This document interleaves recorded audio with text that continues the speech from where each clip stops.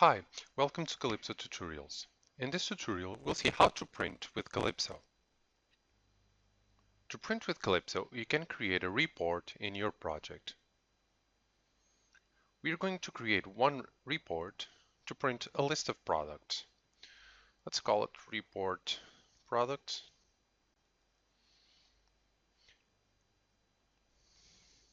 Save. And as you can see, the type of controls available have changed, but you can work with them just like a form. So let's drag a label. Let's call it label title. Its text will be products. Let's center the text and save. Let's adjust the position. Let's add another label.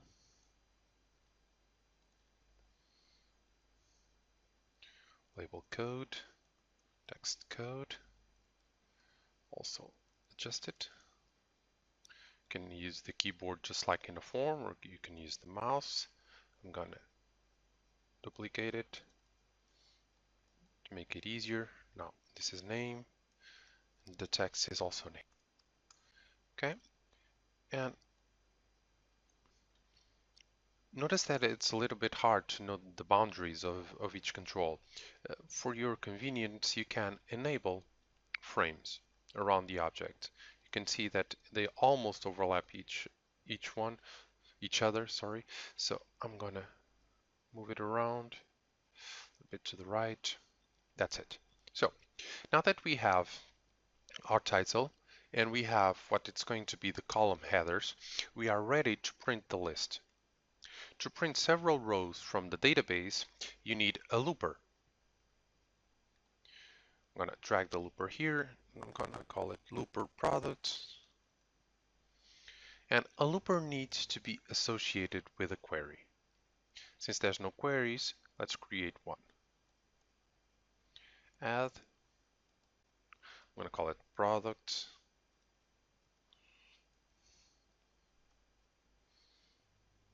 And I'm going to input the select that we need, which is basically select code name from products. If you don't remember, you can always check out here. If I select product, for instance, you can see code, you can see name. Now save, save, and as you can see, Kalipso selects it automatically. So let's just save, and a looper, it's an area which has the size that you want that will repeat itself for each returned record of a query. Therefore, inside the looper, we need to add the necessary controls to print a record. I'm going to adjust the position of the looper. So now I'm going to add two fields. Fields are used to display dynamic values. Labels are used to display predefined and fixed values. So this is going to be field code. And the content of this field is going to come from query products, column code, exactly what we want. Let's adjust the position of the object. Let's copy and paste. More or less the same thing. Of course, it's not going to be code, it's going to be name. And also the content, it's going to be name. So if we leave it like this, basically each record of the query is going to occupy this entire height, although it's going to print only in these two fields. So I'm going to adjust the size of the looper, and even before that I'm going to put the object right at the beginning of the looper, and now I'm going to adjust the size of the looper to fit the content. That's it, and let's put one final label, and I'm going to copy this one to make it faster, to mark the end of the report. I'm going to even call it footer.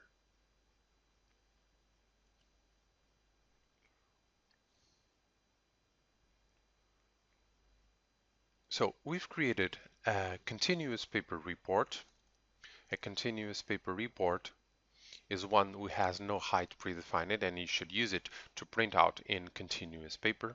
If necessary, if you're going to print in several pages, so page paper, you can obviously input the page height or select from one of the predefined sizes.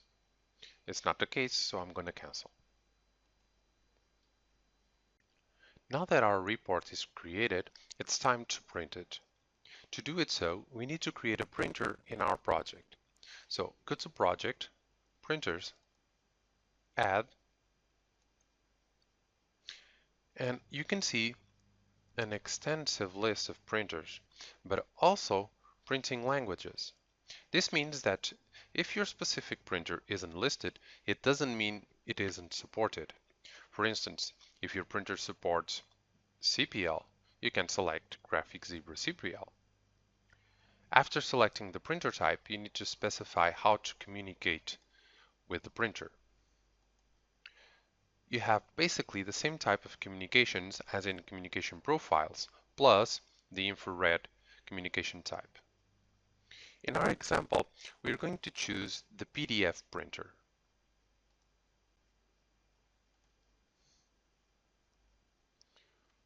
The PDF printer, of course, has no communication, and I'm only using it to be able to show you the output of the report.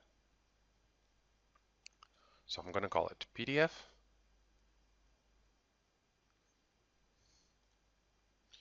And the final step is to actually print the report. So in our menu, let's create a button for that. I'm going to duplicate this button to make it faster. I'm going to call it print. Text will be print. Actions, no show form here. And we need the print action.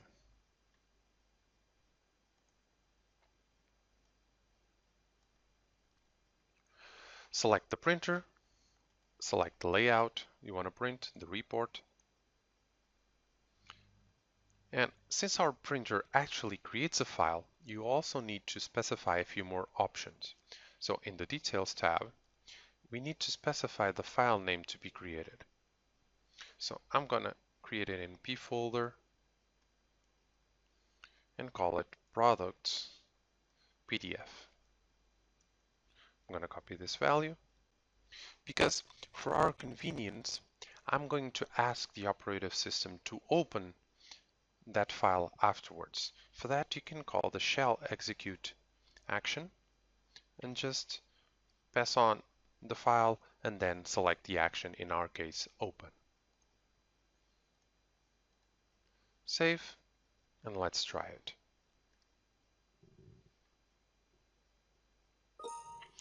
We already know that we have no license. Of course, we have GPS errors. Let's ignore all of that. But as you can see, if we ignore that, our actions to go to plane 1, etc. are not run. So what we can do is simply, in the opening of the form, do all of this, not here, but at the end. So if we try it again, we get the error, but everything is working, so you can log in, print. There you go. Let me just remove this, okay. So you can see our PDF exactly as we've defined it in Kalipso. So as you can see also, it's very, very easy to use Kalipso reports. So let's go back to the designer. And printing images is also an easy task to achieve in Kalipso reports. For instance, you can collect a signature on your PDA screen and then print it on the report. Let's start by creating a new form, which I'm going to call form print. Give the title print. Let me pull our report a little bit to the side, just the organization of our forms. And I'm going to start by cutting this print button and paste it in here. Okay. I'm going to copy paste one of these exit buttons because no need for us to be creating the controls every time. Now, to collect the signature, we need the draw control. So drag it, call it draw signature. Let's adjust the size and position. And this control allows you to capture whatever the user writes on it and save it to an image file. So before printing, let's go to the print button. We'll save the content of that control into an image file. To do that, we use the save draw action. Let's put the file name that we want to generate, bfolder, /signature, bmp. Of course, you can specify other types. Since the format is automatic, it goes by the extension. So I'm going to copy because we're going to need this later. Put this in place before the print. That's it. Save. Now to open this form, we can drag it on to the menu form. Let's just edit here the caption. And now on the report itself, we can move this end label a little bit further down and create an image control. Drag it, call it image signature. And of course, the file we want to print is the same we've inputted in the save draw action. So it wasn't a specific file because we were using bfolder. Therefore, it was an expression. And of course, we paste here exact the same expression. Save. And let's try it.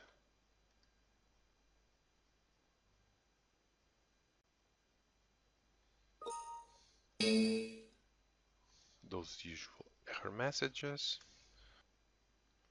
So print.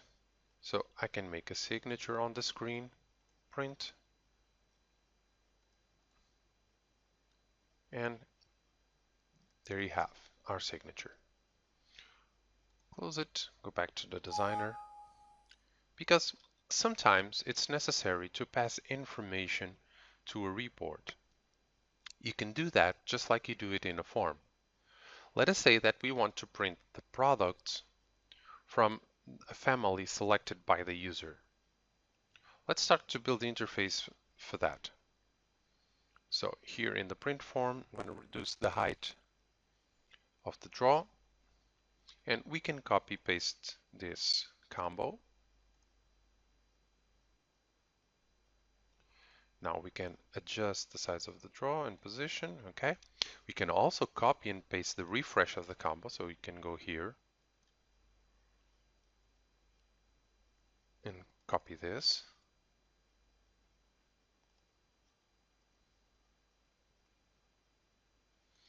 Don't forget that when you copy controls, all the actions come with it. In this case, table product doesn't exist, so we can remove this.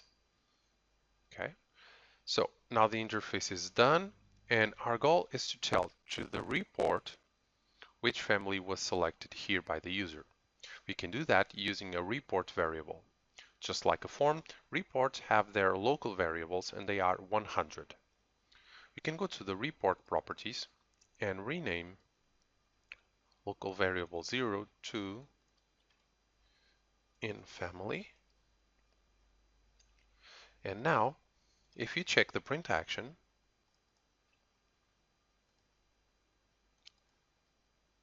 go to tab parameters, we can specify the value to pass to the variable we've just renamed or any other else, of course.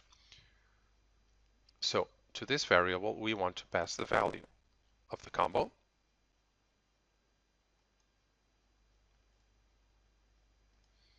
And the only thing missing is to change our query in the report. So we no longer just want to select code name from product, we want where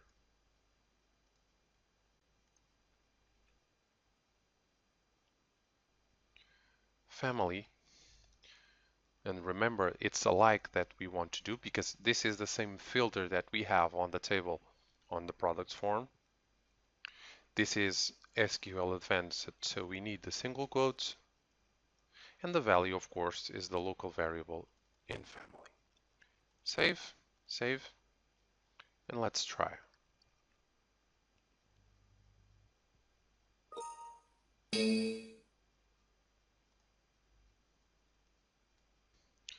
So print, in this case, is set to all. Let's see if it works. So some signature here and print. So seems to be working. Let's close it. Let's select a family, print it again, and now we only see the products of that family.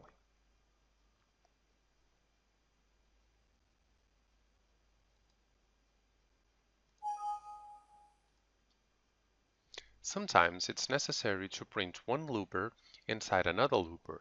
Thus, printing a list of items would depend on another list. For instance, we can print a list of families, and for each one, a list of the products belonging to that family.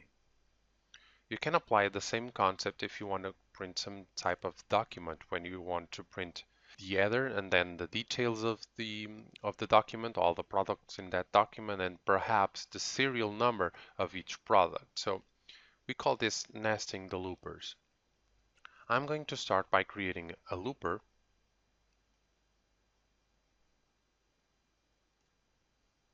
very much alike the one we already have, but for a new query where we will retrieve all the families. So I'm going to call it looper families, create a new query to retrieve all the families, call the query families, and select code name from families.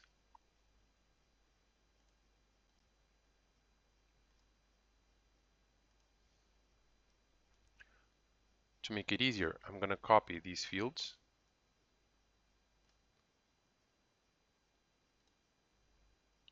Now I need to change the content of each one into the other query.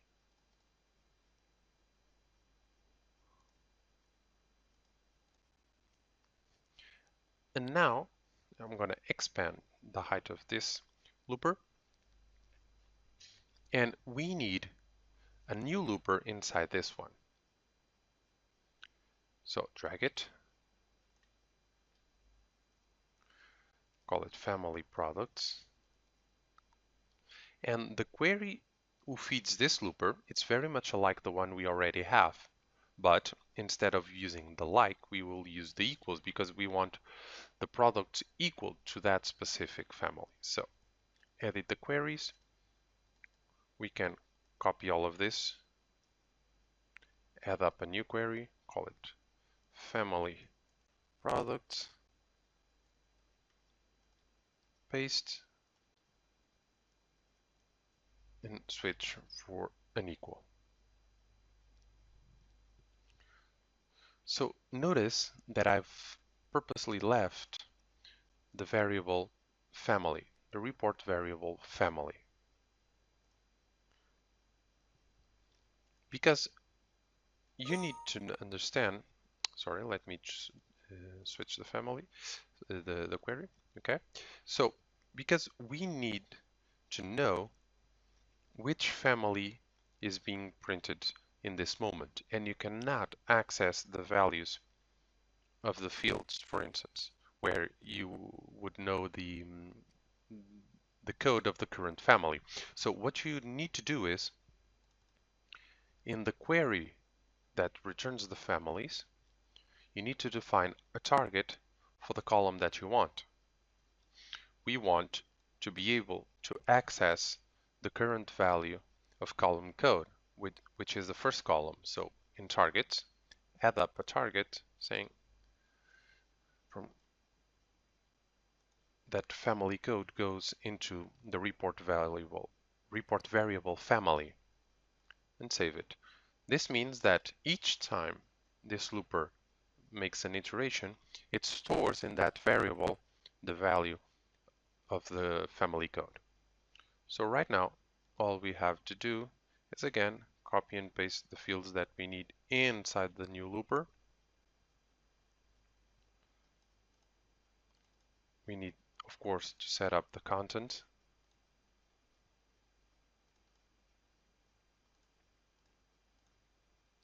Okay, we can make it a little bit displaced to make it easier to understand the difference. Now it's just a matter of adjusting.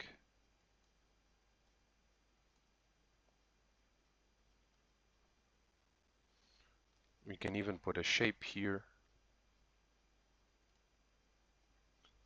I'm going to call it line.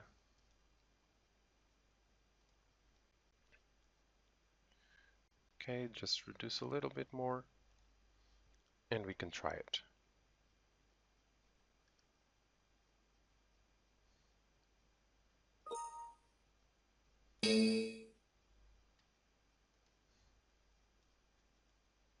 Print, some signature.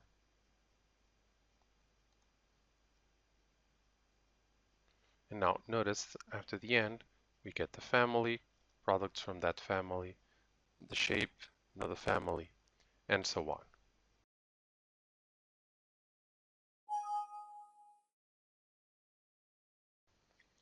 Barcodes are also very easy to print in Kalipso. So if we want to print a barcode here at the side of the product name, we could just shrink it, add up the barcode, we'll call it barcode product. There's a sample value just to have an image on the screen. And then you have to choose the type of barcode you want. These are the available types. I'm going to leave it code 128. And I'm going to say that the content comes from products and column code. Save. Now it's just a matter of adjusting the size and position of the barcode. That's it. Let's try it.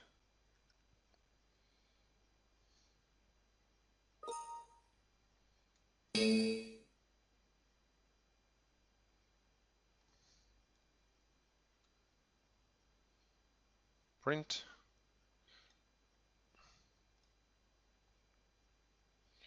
Of course, as you can see, it looks a little bit strange because we are occupying the entire line height. We can fix that very, very easily by increasing just a little bit the height of the looper. Try it again.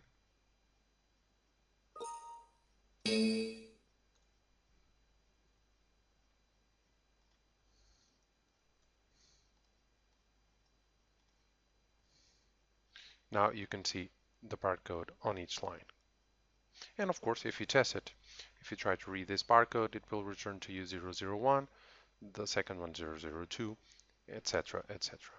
When printing a simple label, there's an alternative printing method that you can use. Let me just close this. I have here a file produced by a labeling software. These are CPL commands. These are the values that will print out.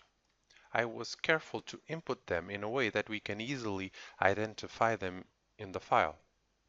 So for instance, if I would just send these comments to the printer, we would have the brackets and barcode, brackets and product code, so this would actually print out.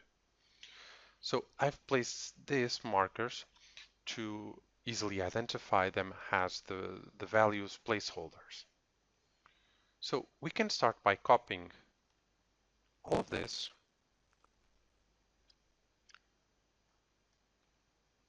to be able to set it in a variable in our application. Let me just close the report. So I'm going to give the user the ability to print it when he selects one of the products here. So let's start by adding a new option to the pop-up.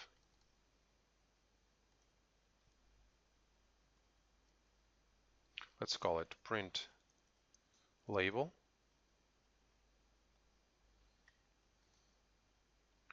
Now we need another else if to test if option 3, which is the print label.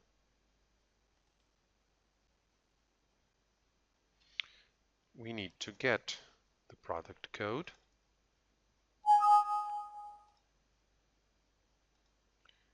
And we also need to get the product details.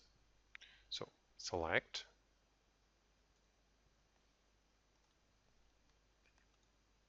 from products, and we want to get the product name. Let's put it in temporary variable 2, call it product name.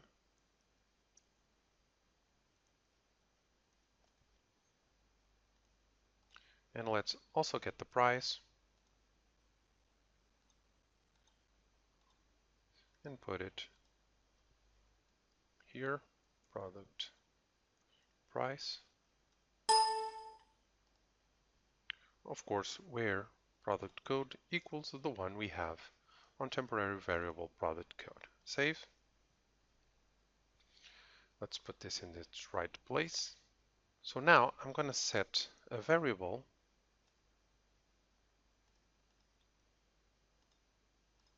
with the value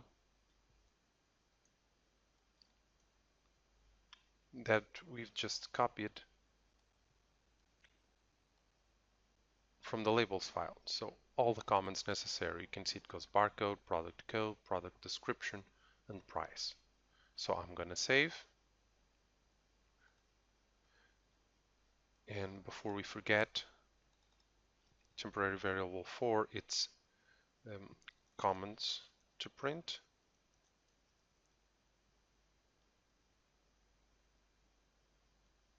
And now all we have to do is replace the values placeholders, replace them by the values that we actually want. So here, instead of barcode, we could replace this simply for the product code. We could do this here, the same thing. For the product description, we used product name, and for the price, we use temporary variable product price. So now that the comments are exactly what we want to print out, we need to send them to the printer. Now we can send them through a socket or a serial communication, depending on our printer. Assuming that it was a Bluetooth printer, we would need serial open.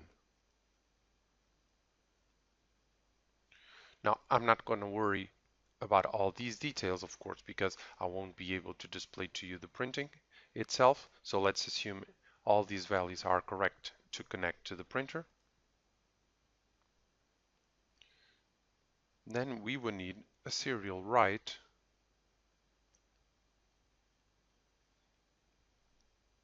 and the text you would print out was the comments to print. At the end, serial close.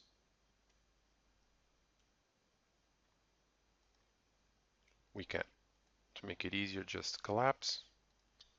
Put a few line breaks here to make it easier to read. So we get the product code, we get the details, we send out the comments to the printer, put them in a variable, open the connection to the printer, send the comments, and close the connection to the printer. So input the correct parameters to connect to your printer, save, deploy, and try it out. Congratulations, you've concluded the tutorial about printing.